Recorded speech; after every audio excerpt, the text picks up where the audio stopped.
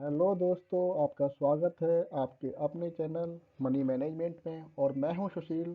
आज हम डिस्कस कर रहे हैं कि हमारा पैसा कितना बैंकों में सेफ़ है, और अगर सेफ़ है तो वो किस अमाउंट तक सेफ़ है, और सेफ़ नहीं है तो फिर हमारे पास ऑप्शंस क्या हैं, क्या विकल्प बचते हैं अपने पैसे को इन्वेस्ट करने के लिए। जिस तरह लास्ट ईयर हमने देखा था पीएमसी और येस बैंक के बाद, जहां पर रिस्ट्रिक्शन लगा दी गई थी पैसे निकालने में, लोगों को बहुत तकलीफ हुई थी। सेम सिनेरियो इस ईयर भी होने जा रहा है। आरबीएल बैंक में हमने देखा है जिस तरह से ऑब्जर्वर उठा दिया है आरबीआई ने, तो जो शो करता है कहीं ना कहीं बैंक्स में कुछ गड़बड़ चल रही है, सब कुछ ठीक नहीं चल रहा।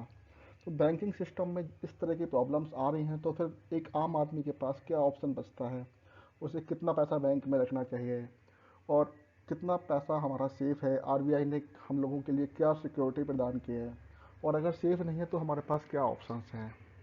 तो जो आरबीआई की गाइडलाइंस है, जो उन्होंने लेटेस्ट गाइडलाइन दी है, सरकार ने जितने पैसे की सिक्योरिटी दी है, वो मैं आपको आरबीआई की वेबसाइट पर दिखाता हूँ एक बार। तो चलते हैं आरबीआई की वेबसाइट पर। दोस्तों, मैं आपको अभी आरबीआई की वेबसाइट पे लेके आया हूँ, रिजर्व बैंक ऑफ इंडिया की।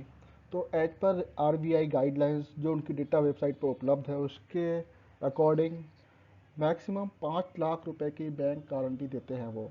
जो हमारा फिक्स डिपॉजिट या फिर करंट अकाउंट में 5 लाख रुपए तक अकाउंट है में पैसे हैं, वो सेफ है। अगर कुछ बैंक में प्रॉब्लम्स आती हैं, बैंक दिवालिया हो जाता है, तो उस केस में 5 लाख रुपए तक का बैंक की सिक्योरिटी आपको मिलती है।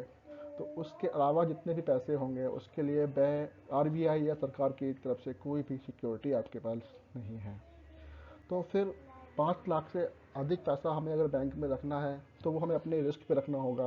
और अगर हम उससे ज़्यादा पैसा नहीं रखना चाहते तो हमारे पास क्या ऑप्शन है, हम कहाँ पैसा इन्वेस्ट कर सकते हैं अपना।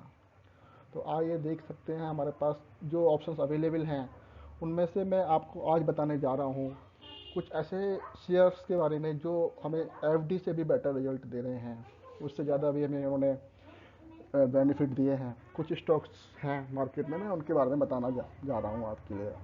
तो चलते हैं नेक्स्ट स्लाइड पर और एक बार देखते हैं कौन से स्टॉक्स हैं जो हमें एफडी से बेहतर रिटर्न देते हैं। तो जैसा कि हम देख रहे हैं, इसका revenue year on year basis पे लगातार बढ़ रहा है। 2017 में ये 27,481 करोड़ था, जो 2021 में 7,655 करोड़ हो गया है। ईयर ऑन ईयर बेसिस पे ये लगातार ग्रोथ दिखा रहा है। और अगर हम नेट प्रॉफिट की बात करें तो ये 2236 करोड़ से बढ़ के 15,709 करोड़ हो चुका है। तो ये न केवल अच्छा डिविडेंड देती है बल्कि एक अच्छा ग्रोथ का ऑप्शन भी देती है।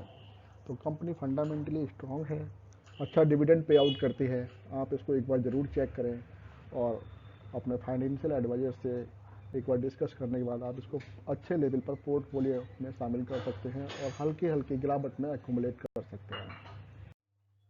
दोस्तों, दूसरा हमारा स्टॉक है पीएफसी, पावर फाइनेंस कॉरपोरेशन। ये एक पावर सेक्टर की कंपनी है जो पावर सेक्टर के लिए फाइनेंस करते हैं, और ये एक पीएसयू स्टॉक है। तो दोस्तों, इसका डिविडेंड यील्ड हम देखते हैं तो वो 8.35% आता है।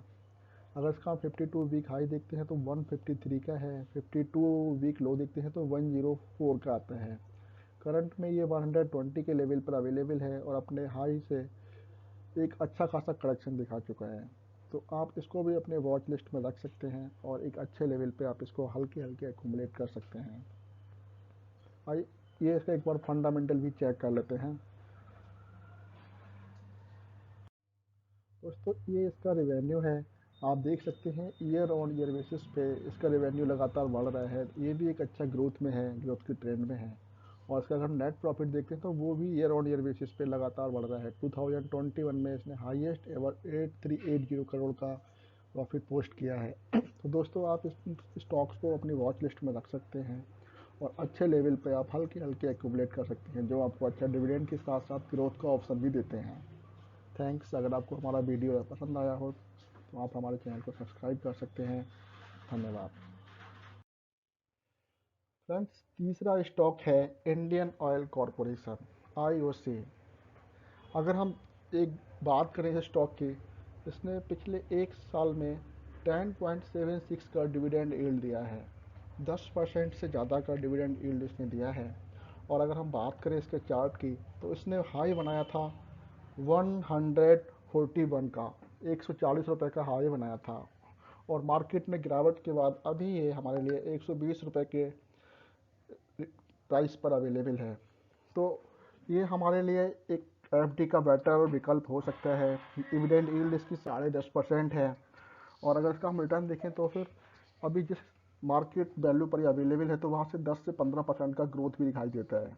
तो इसको आप अपने पोर्टफोलियो में रख सकते हैं एफडी के विकल्प के तौर पे, और गिरावट में हल्के हल्के एक्यूमुलेट कर सकते हैं।